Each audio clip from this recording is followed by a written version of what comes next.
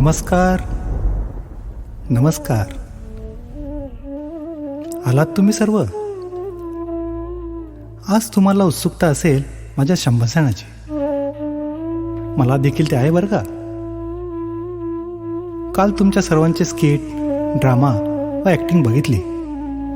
खूप छान होती बरं का. कार्यक्रमाचे नियोजन व सूत्रसंचालन देखील खूप छान होते. काल मी तुमच्याशी मोबाईल व सोशल मीडियाच्या वाढत्या वापराविषयी बोललो. आज मी तुमच्याशी संवाद साधणार आहे तो पर्यावरण संतुलनाविषयी व एक सुजाण नागरिक म्हणून आपली काही कर्तव्ये आहेत याविषयी. संपूर्ण ब्रह्मांडामध्ये पृथ्वी असा एक ग्रह आहे, तिथे जीवन आहे. जेव्हा ही सृष्टी निर्माण झाली तेव्हा ब्रह्माने सर्व काही संतुलित करून पाठवले होते. पाणी, झाडे, वायू, जैविक जीव याचे योग्य ते संतुलन होते. पण या वैज्ञानिक युगात विकास नावाच्या नावाखाली संपूर्ण सृष्टीचा नाशच करायचा तुम्ही निघाला आहात. औद्योगिकरण, वाढती लोकसंख्या, तंत्रज्ञानाचा अतिवापर या सर्व गोष्टींमुळे तुम्ही सर्वत्र सिमेंटची जंगली उभी करत आहात. तुम्ही सर्वत्र झाडे तोडत आहात. प्लास्टिकचा नको तितका वापर तुम्ही करत आहात. कचऱ्याचे विघटन न करता तुम्ही तो तसाच एकत्र करीत आहात. संपूर्ण सृष्टीचे चक्र तुम्ही बिघडवले आहेत. अगोदर फक्त 4 महिने सर्वत्र योग्य प्रमाणात पाऊस पडत होता, पण आता मात्र 12ही महिने कधीही पाऊस पडतो. खरं आहे ना? याला जबाबदार फक्त तुम्हीच आहात. तुम्ही माझा कितीही दावा केलात तरी तुम्ही बिघडवलेली परिस्थिती ही तुम्हालाच दुरुस्त करावी लागणार आहे. या निर्मिती विश्वाचे आपण सर्वजण एक घटक आहोत. या विश्वाला किंबहुना या देशाला पुढे घेऊन जाण्याकरिता आपले काही कर्तव्य आहेत. जसे की आपण आपला परिसर स्वच्छ ठेवायला हवा. पर्यावरणाचा त्रास टाळण्यासाठी प्लास्टिकचा वापर बंद करा. ओला कचरा व सुका कचरा याचे योग्य ते विघटन करा. पाण्याचा योग्य तो वापर करा. पृथ्वीचे 70% भाग हा पाण्याने जरी व्यापला असला तरी त्यातील फक्त 3.5% पाणी हे पिण्यायोग्य आहे. पाण्याचा अपव्यय टाळा व जिथे पाण्या वाया जात आहे असेल तिथे त्वरित उपाययोजना करा. सतत वाढणारे प्रदूषण टाळण्यासाठी सार्वजनिक वाहतुकीचा शक्य तितका वापर करा. आपली वाहने योग्य त्या ठिकाणी लावा. आपत्कालीन परिस्थितीमध्ये आपल्या वाहनांमुळे ती परिस्थिती हाताळताना काही त्रास किंवा विलंब होणार नाही याची काळजी घ्या. आपल्या व इतरांच्या सुरक्षिततेकरिता वाहतुकीच्या नियमांचे पालन करा.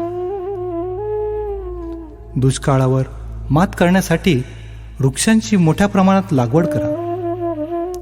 वर्षातून प्रत्येकाने किमान 1 तरी झाड लावा. आणि हो बालचिमुकल्यांनो, तुम्ही खेळताना झाडाचे पाणी तोडतात, फांद्या तोडतात, तसे करू नका. झाडे काय तर खेळताना कुठल्याही वस्तूची तोडफोड करू नका. प्लास्टिकचा वापर शक्यतो बंद करा. तुम्ही वापरलेल्या प्लास्टिकच्या बाटल्या तुम्ही इतरत्र फेकता, त्याचा त्रास माझ्या मुक्या प्राण्यांना व पाण्यातील जलचरांना होतो ना? असे करू नका. 10 दिवसानंतर जेव्हा माझे विसर्जन कराल तेव्हा मला घरातील टपामध्ये किंवा बादलीमध्ये फक्त 3 वेळा बुडवून माझ्या मूर्तीचे दान करा. माझे नदीत विसर्जन करू नका. समाजातील सर्व स्तरांना आपल्यासोबत घेऊन चला. आपल्याला शक्य होईल तेवढी श्रमिक व आर्थिक मदत गरजूंना करा. आपल्या छोट्या प्रयत्नांनी जर का कोणाला आयुष्यात बदल घडत असेल तर त्याहून पुण्याचं काम दुसरं नाही. आपण भारतीय संस्कृती जे संपूर्ण जगामध्ये आदर्शवत मानली जाते तिचा आदर व सन्मान करा. असेच आनंदात राहा व सगळ्यांशी सौजन्याने वागा. तथास्तु. इस बार भी मुझे समझाना पड़ेगा आपको. चलो मैं समझा देता हूं. पूरे ब्रह्मांड में पृथ्वी एक ऐसा ग्रह है जहां जीवन है. सृष्टि के आरंभ में सब कुछ संतुलित था, जैसे कि जलवायु, पेड़ पौधे, विभिन्न जीव जंतु. पर आज की इस आधुनिक संसार में विकास के नाम पर जो विनाश का तांडव हो रहा है वह सबको सृष्टि के अंत की ओर ले जा रहा है. औद्योगिकरण, बढ़ती जनसंख्या, वैज्ञानिक उपकरणों का आवश्यकता से अधिक उपयोग हमारे पृथ्वी के संपूर्ण वातावरण के लिए हानिकारक है. आप लोग सर्वत्र पेड़ पौधों को काट रहे हो, प्लास्टिक का उपयोग कर रहे हो, कचरे का अलग किए बिना ही यहां वहां फेंक देते हैं. इन कारणों से सृष्टि के ऋतु चक्र में बदलाव आ गया है. पहले प्रत्येक ऋतु निश्चित समय पर आती थी, परंतु अब वर्षा ऋतु का कोई निश्चित समय ही नहीं है. ग्रीष्मकाल की उष्णता मानव को जलाने लगी है. शीतकालीन ठंडक में भी कमी आ गई है. इसके लिए आप सब जिम्मेदार हो. आप हमें सहायता के लिए पुकारते हो, पर गलती आपकी है. उनका दंड तो आपको ही भुगतना पड़ेगा. आप सब इस सृष्टि के एक अंग हो. इसे आगे की तरफ ले जाना तथा इसका ध्यान रखना आपका कर्तव्य है. अपना परिसर स्वच्छ रखें, वातावरण दूषित ना हो इसके लिए प्लास्टिक का उपयोग ना करें. सूखा एवं गीला कचरे को अलग करके डालें. जल का सही तरह से उपयोग करें. पृथ्वी का 70% भाग पानी है, पर आपको पता है पीने के योग्य सिर्फ 3.5% ही है. इसीलिए पानी की बर्बादी ना करें. खुले नल को बंद रखें. वातावरण और ज्यादा प्रदूषित न हो इसके लिए जितना हो उतना सार्वजनिक वाहन का इस्तेमाल करें.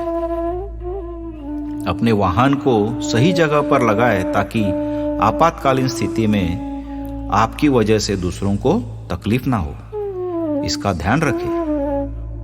अपना और दूसरों की सुरक्षा के लिए यातायात नियमों का पालन करना चाहिए.